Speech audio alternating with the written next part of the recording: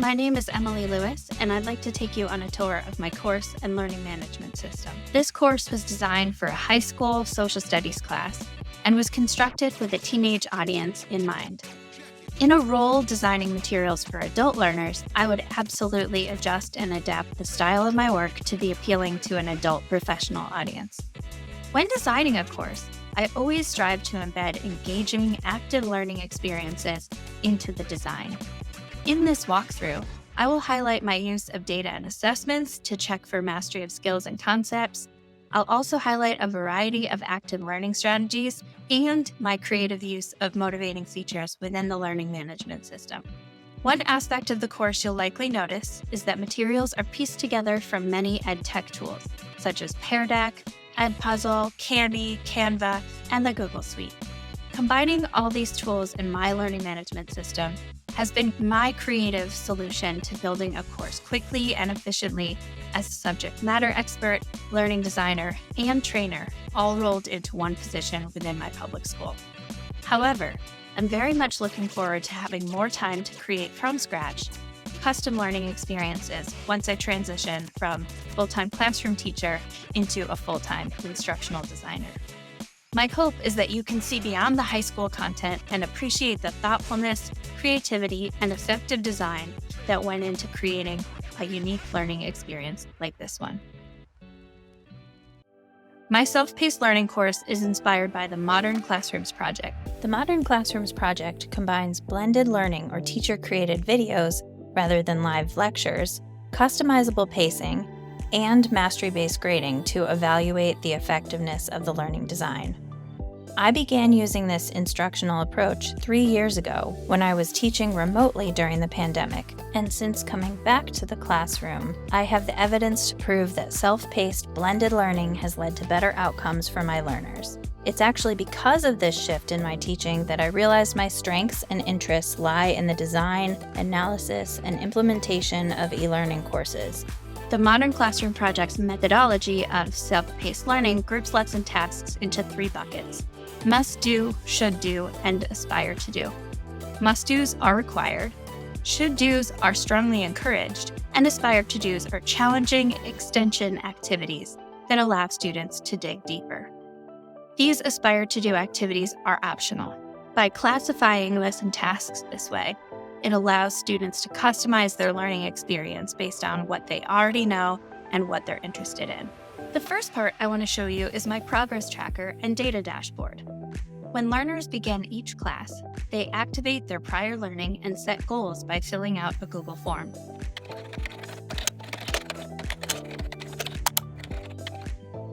This form reports into the progress tracker, which shows how students are moving through the unit.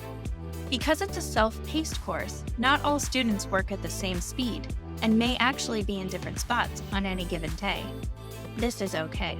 This tracker is visible to all students, but after receiving feedback that a fully public tracker was stressful, I assigned students nicknames so they can see where they are in respect to the rest of the class, but their actual name is not displayed.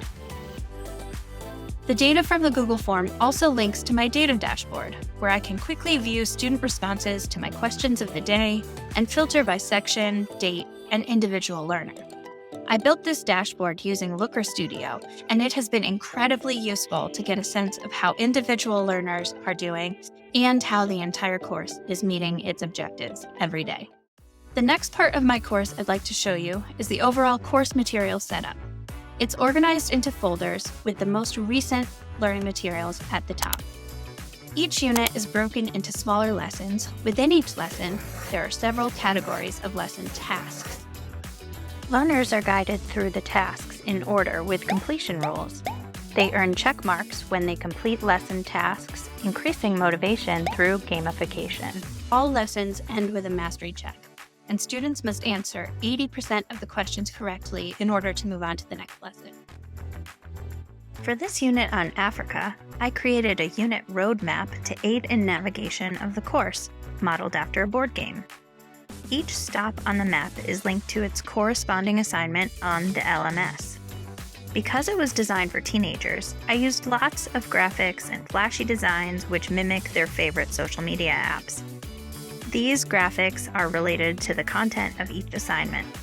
For example, this image is the African king Mansa Musa, taken from the Catalan Atlas, which was produced in the 1300s. He's shown on the map holding a gold nugget, and this image provides a visual cue to serve as a reminder of the content in Lesson 4.4, where students learn about the Mali Empire's wealth from the gold and salt trade. In this last section of my video, I'm going to take you through 4 sample learning activities. You'll see an interactive presentation, recorded slides with lecture, a digital notebook, and a drag and drop mapping activity. Interactive presentations like this one that I made with Pear Deck are a great way to get learners to engage with the content while also learning new material. I generated a word cloud with these Pear Deck responses to illustrate the whole class's biases at the start of the unit. The bigger the word, the more popular the response. Clearly, we had some learning to do. One of the biggest differences between teacher-paced and self-paced courses is that lectures are delivered through video.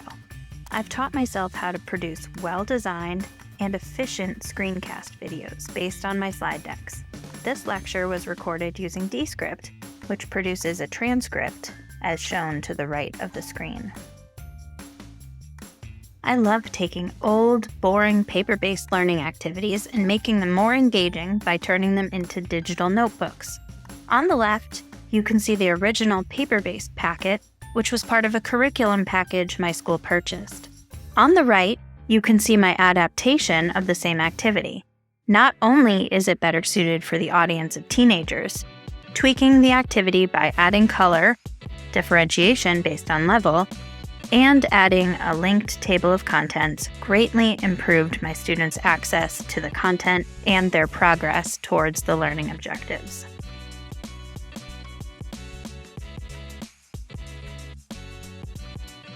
Finally, this is a drag and drop mapping activity that I created using Google Slides. I've created several activities like this one, and they work especially well for kinesthetic and visual learners. If I'd had a subscription to Storyline, I think this activity would look and feel even better.